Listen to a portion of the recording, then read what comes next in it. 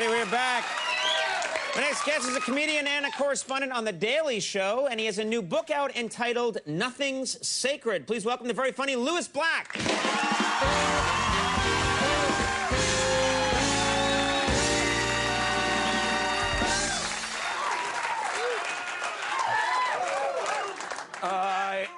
I performed recently at the Congressional Correspondents' Dinner, which sounds as uptight as the title of the dinner is.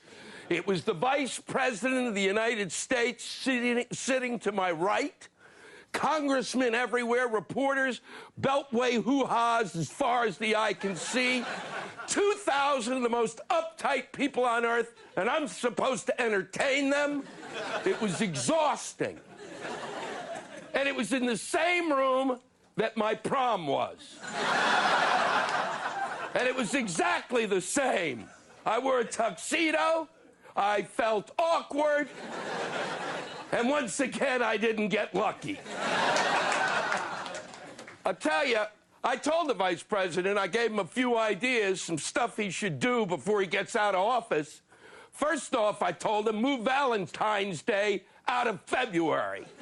Don't look at me shocked. It doesn't belong there. Why would you put the holiday of love in the heart of winter? Move it to a month when you can at least feel your genitals.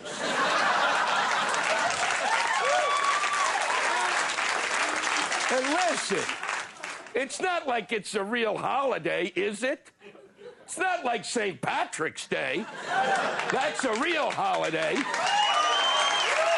Named after the patron saint of liquor and the inventor of the shot glass.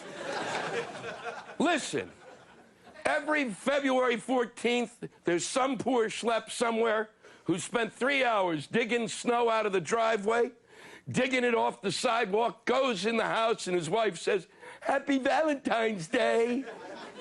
He should be able at that point to take that shovel and hit her just behind the knee. Not to hurt her, but just to bring her down.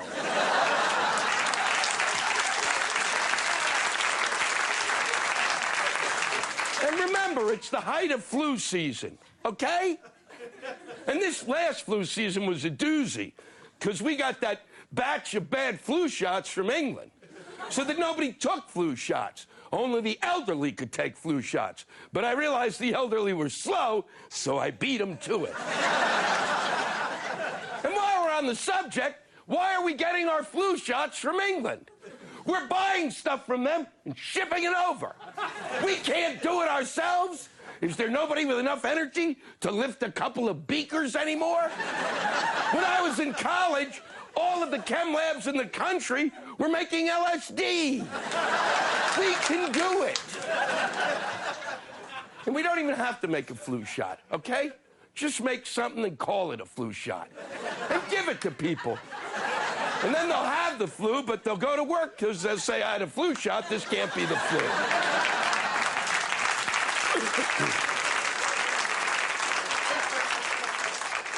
I also told them that the presidential debates, the way they are now, they're awful.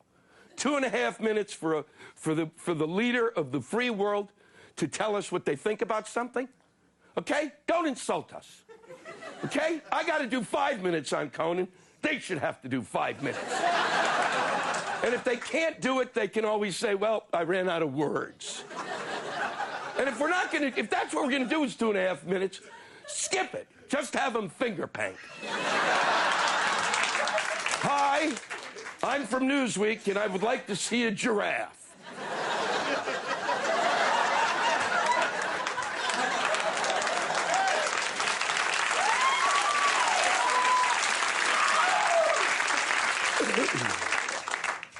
Finally, Michael Jackson.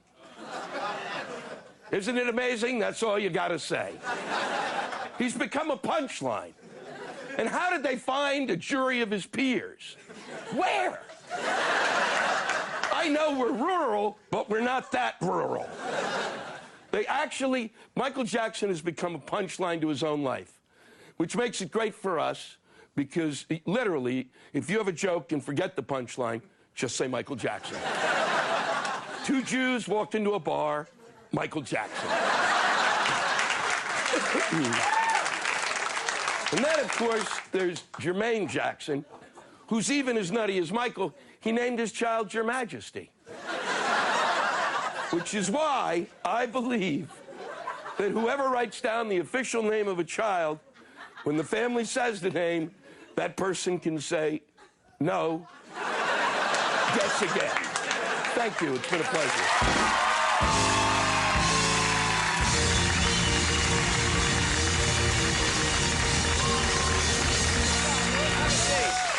Very funny. Very funny. As always. And this is your... We got to get the word out on this. This is your... You've written a book. I've written a book. Nothing's Sacred. This is the first book you've written? Yes. Did you enjoy writing this book? If they ever ask you to write a book, just go, No, you don't want to write a book.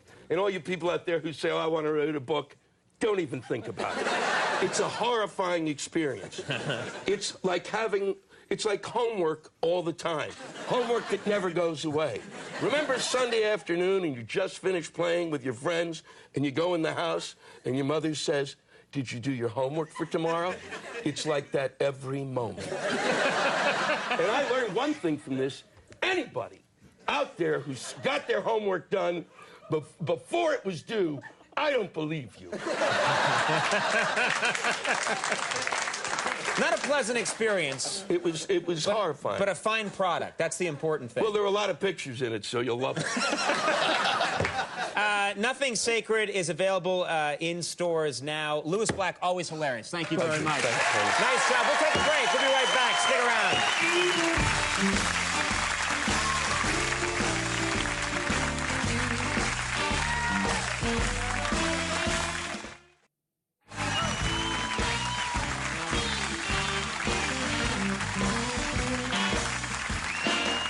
Loosen it up. All right, everybody, that is our show. Do want to thank my guest, Lewis Black. Thank you so much. Continued success. Check out that book, Nothing's Sacred. Big thanks to Anderson Cooper for stopping by. Primer Impacto is the name. Jimmy Fallon, thank you so much. Max Weinberg with the Max Weinberg 7. Last call with Garden Daily. Bye.